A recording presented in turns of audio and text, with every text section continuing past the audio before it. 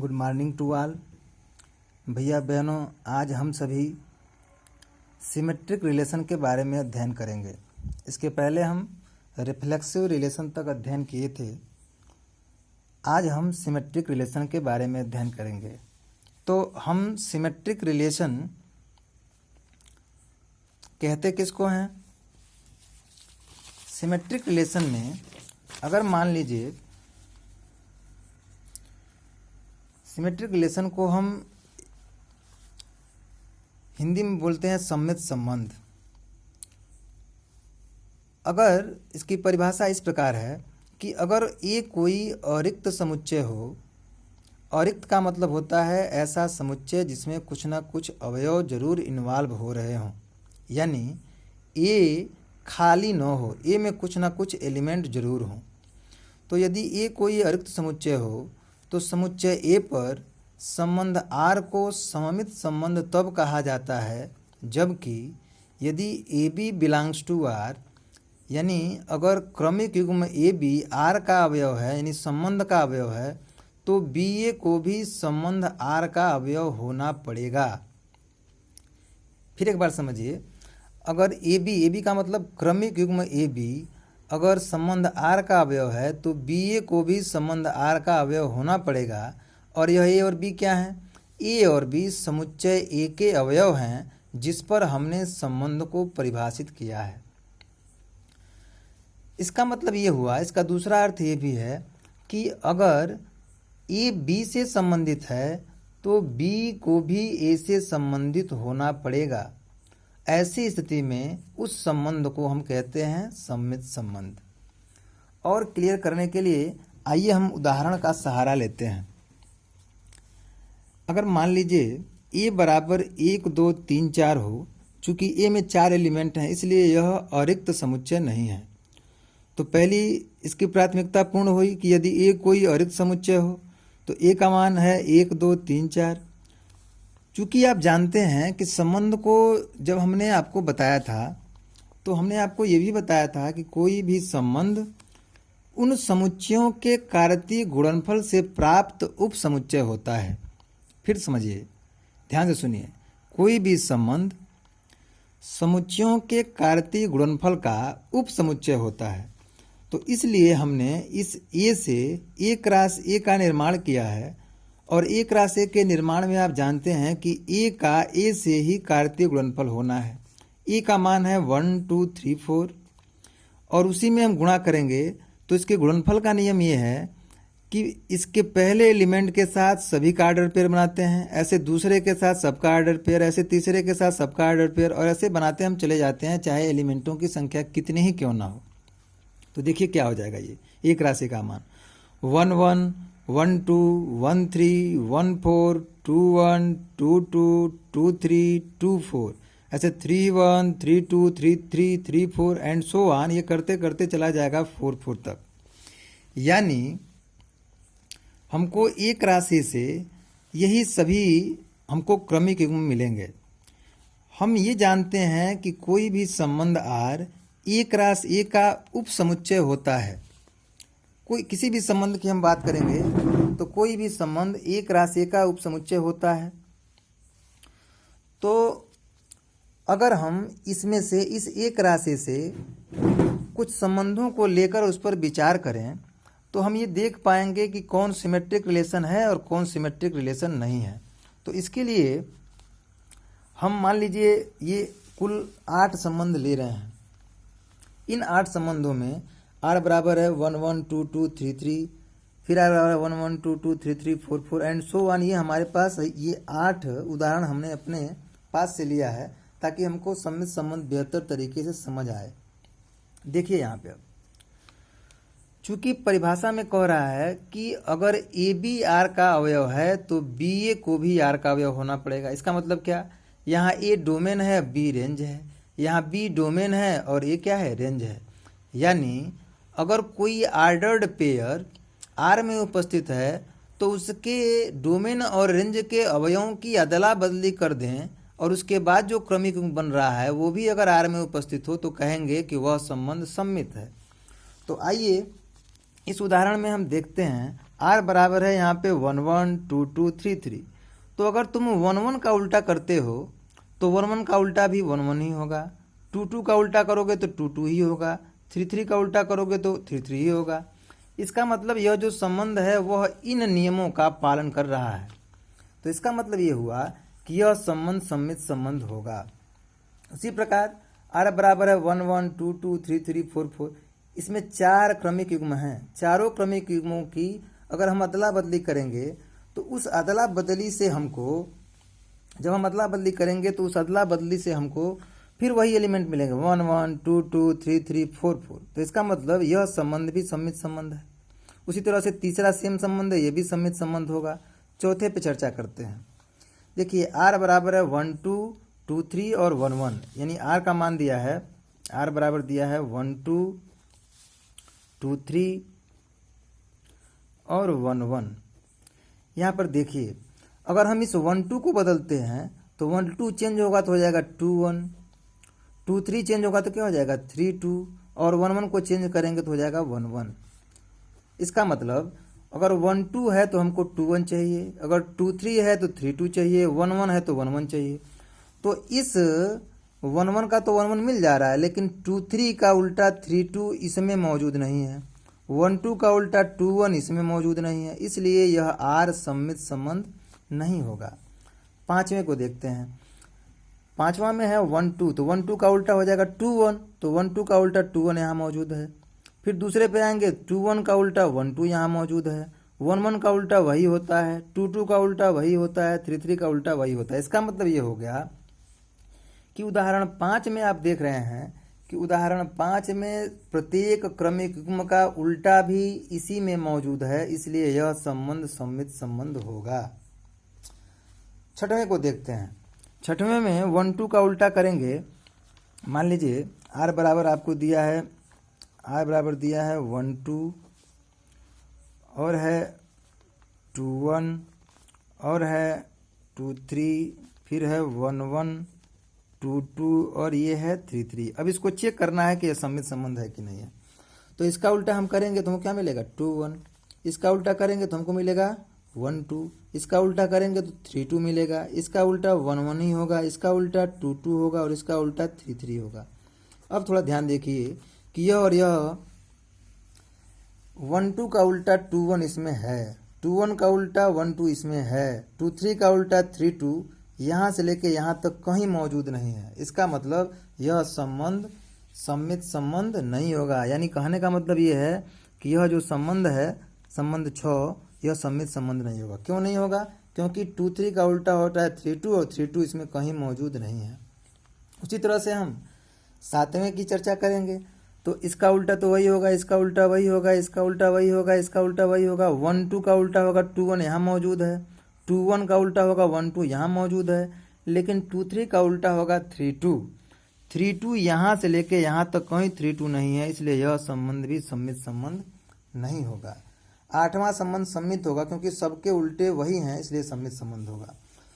तो इस तरह से हम सम्मित संबंध की व्याख्या कर सकते हैं, यानी सम्मित संबंध के बारे में हम इस तरह से पढ़ सकते हैं। अब अध्ययनों के आधार पर एक और परिभाषा पाई गई है कि सम्मित संबंध की दूसरी परिभाषा क्या होती है। देखिए, अगर किसी संबंध आर, मतलब कि संबंध आर का मान आर इनवर्स के बराबर है तो यह संबंध कहलाता है सममित संबंध। सममित संबंध। और आर इनवर्स है क्या? आर इनवर्स को हम बोलते हैं इनवर्स रिलेशन। इनवर्स रिलेशन, इसको हिंदी में कहते हैं प्रतिलोम संबंध। यह है आपका प्रतिलोम संबंध। प्रतिलोम संबंध का मतलब क्या होता है? जैसे मान लीजिए कोई संबंध आपके पास है, आर बराबर 1 1 1 2 2 1 3 2 और 2 3। तो जब हम आर इनवर्स ज्ञात करेंगे तो आर इनवर्स की वैल्यू को ज्ञात करने के लिए आपको एकादश में भी पढ़ाया गया है। मैंने जब स्टार्ट किया द्वादश रिलेशन एंड फंक्शन, उसमें ही मैंने बताया है कि इनवर्स रिलेशन को ज्ञात करने के लिए दिए गए संबंध में जितने क्रमिक युग्म होंगे सबके डोमेन और रेंज की आपस में अदला बदली कर देते हैं, यानी कि डोमेन को रेंज की जगह पे और रेंज को डोमेन की जगह पे। इसका मतलब ये हुआ, सांकेतिक भाषा में कहेंगे कि हम इसके उल्टे क्रमिक युग्मों को लिख देते हैं। तो 1 1 का उल्टा 1 1 होगा, 1 2 का उल्टा 2 1 होगा, 2 1 का उल्टा क्या होगा 1 2 होगा, 3 2 का उल्टा हो जाएगा 2 3, और 2 3 का उल्टा हो जाएगा 3 और 2। अब देखिए, देखेंगे कि R और R इनवर्स आपस में बराबर हैं कि नहीं है। तो R देखो यहाँ पे 1 1 यहाँ है तो यहाँ पे 1 1 है, 1 2 यहाँ पर है तो 1 2 यहाँ पर है, 2 1 यहाँ पर है तो 2 1 यहाँ पे है, 3 2 यहाँ पे है तो 3 2 यहाँ भी है, 2 3 यहाँ भी है तो 2 3 यहाँ भी है। हम देख रहे हैं कि R का मान R इनवर्स के बराबर है, तो इसलिए संबंध R को हम कहेंगे संबंध R सममित संबंध है। संबंध R सममित संबंध है। तो अब इसमें हम महत्वपूर्ण बात है, इसलिए मैंने नोट से डिनोट किया है कि यदि R बराबर R इनवर्स हो तो R को हम सममित संबंध कहते हैं। अब हम संबंध 6 को ले रहे हैं और संबंध 6 में देखिए ये R का मान है 1 2, तो 1 2 का उल्टा हो जाएगा 2 1, 2 1 का उल्टा हो जाएगा 1 2, 2 3 का उल्टा हो जाएगा 3 2, 1 1 का उल्टा 1 1, 2 2 का उल्टा 2 2 और 3 3 का उल्टा हो जाएगा 3 3। अब देखो इस संबंध 6 को और इस R इनवर्स के बारे में विचार करेंगे कि क्या ये दोनों आपस में बराबर हैं। तो देखो यहाँ 1 2 है तो यहाँ भी 1 2 है, यहाँ 2 1 है तो यहाँ भी 2 1 है, यहाँ 2 3 है, इसमें कहीं 2 3 नहीं है। आप देख रहे हैं कि यहाँ 2 3 है लेकिन कहीं इसमें 2 3 नहीं है। इसका मतलब यह R और यह R इनवर्स आपस में बराबर नहीं है, अर्थात R not equal to R inverse, अतः R सममित संबंध नहीं है। तो इस तरह से एग्जाम्पल के माध्यम से और परिभाषा के माध्यम से मैंने आपको सिमेट्रिक रिलेशन के बारे में बताया है। आशा करते हैं आपको समझ में आ गया होगा। अगर फिर भी कोई दुविधा रह जाती है तो आप हमें व्हाट्सएप चैटिंग के माध्यम से हमको अवगत कराएंगे, मैं आपकी समस्या को दूर करने का भरपूर प्रयत्न करूंगा। इसके पहले हम थोड़ा ये भी जान लेते हैं कि इसके बाद वाला संबंध क्या है। इसके बाद वाले संबंध को हम कहते हैं, इसके बाद वाला जो संबंध इसको हम बोलते हैं ट्रांजिटिव रिलेशन, यानी इसको हम बोलते हैं संक्रामक संबंध। संक्रामक संबंध का मतलब क्या हो गया, जैसे वर्तमान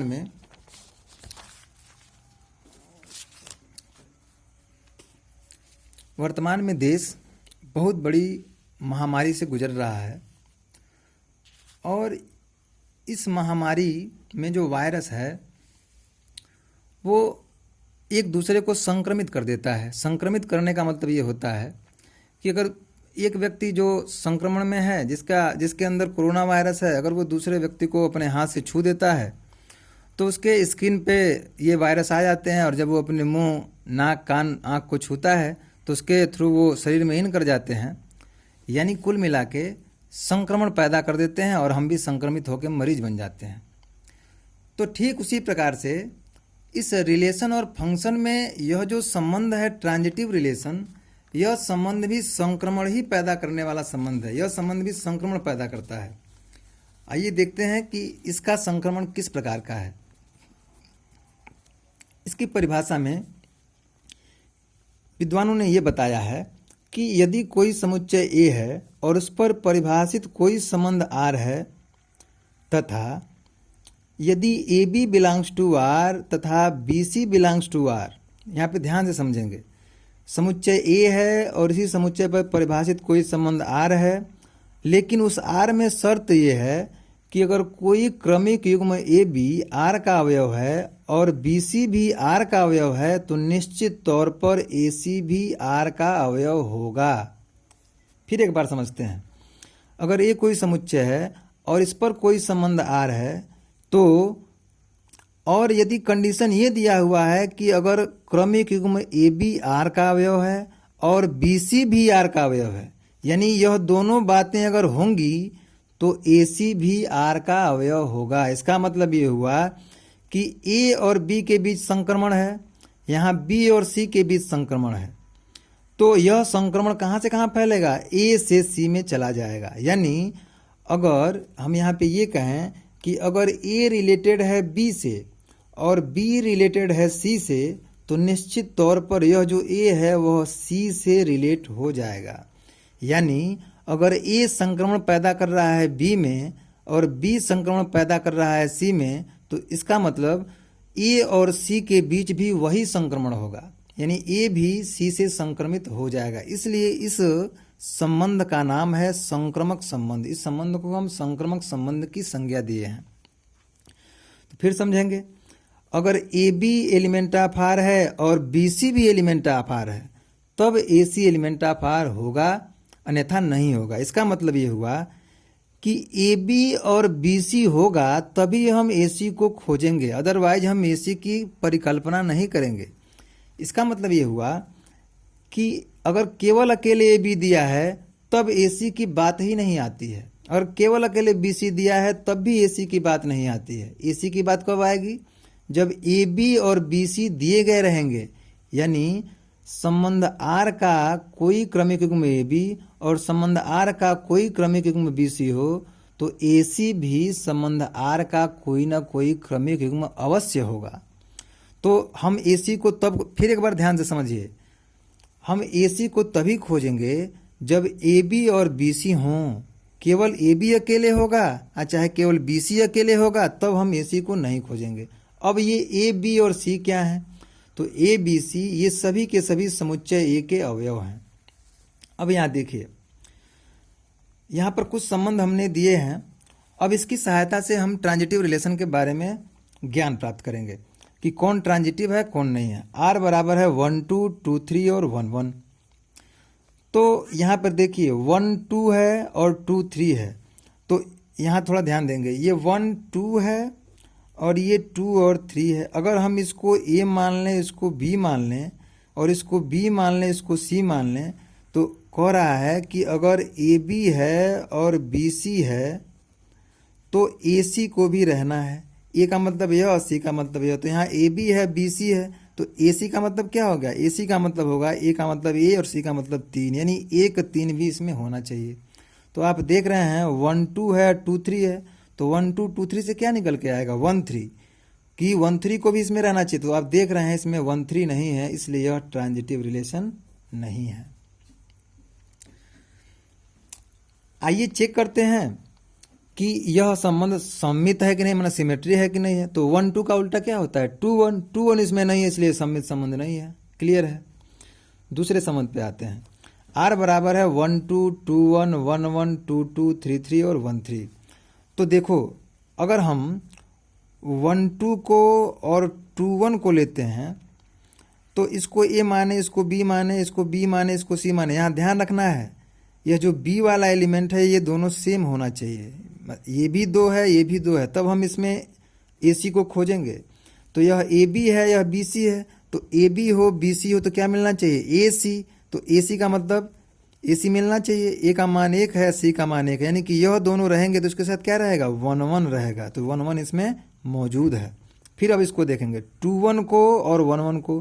तो अगर हम 2 1 को और 1 1 को लेते हैं तो क्या मिलेगा? यह ए है, यह बी है, यह बी है, सी है, तो क्या मिलना चाहिए? 2 1 मिलना चाहिए। तो 2 1 देखो इसमें है कि नहीं है? तो 2 1 इसमें मौजूद है। अब हम देखिए 1 1 को लेंगे तो 1 1 है और हम 1 2 को लेंगे, यानी कि अगर हम 1 1 को और 1 2 को ले रहे हैं तो यह है ए बी और यह है बी सी। ये ए बी, ये है बी सी, तो ए सी रहना चाहिए। ए सी रहने का मतलब क्या होगा? 1 और 2। तो देखेंगे 1 2 है कि नहीं है, तो 1 2 इसमें है। अब देखिए 2 2 को ले रहे हैं और 2 2 के साथ क्या जाएगा? 2 1 जाएगा। तो 2 2 है और 2 1 है, तो इसके साथ क्या मिलेगा? यह ए बी है, यह बी सी है, तो ए सी मिलना चाहिए। ए सी का मतलब क्या हुआ? 2 1। तो फिर देखेंगे 2 1 इसमें है कि नहीं, तो 2 1 यहाँ पे है।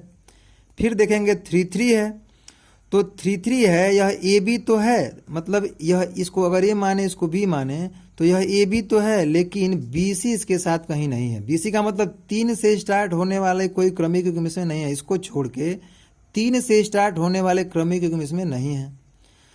तो जब ए बी हो और ए बी के साथ बी सी हो तब ए सी को खोजेंगे, अन्यथा हम ए सी को नहीं खोजेंगे, इसको ऐसे ही छोड़ देंगे। तो ये इसको हम निगलेक्ट कर देंगे। अब आइए 1 3 पे।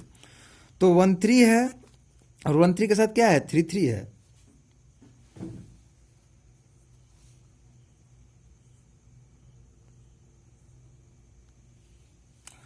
यहाँ पे 1 3 है और 1 3 के साथ क्या है 3 3 है, तो क्या हमको मिलना चाहिए 1 और 3 मिलना चाहिए। तो 1 3 देखेंगे इसमें है कि नहीं, तो 1 3 यहाँ पे है।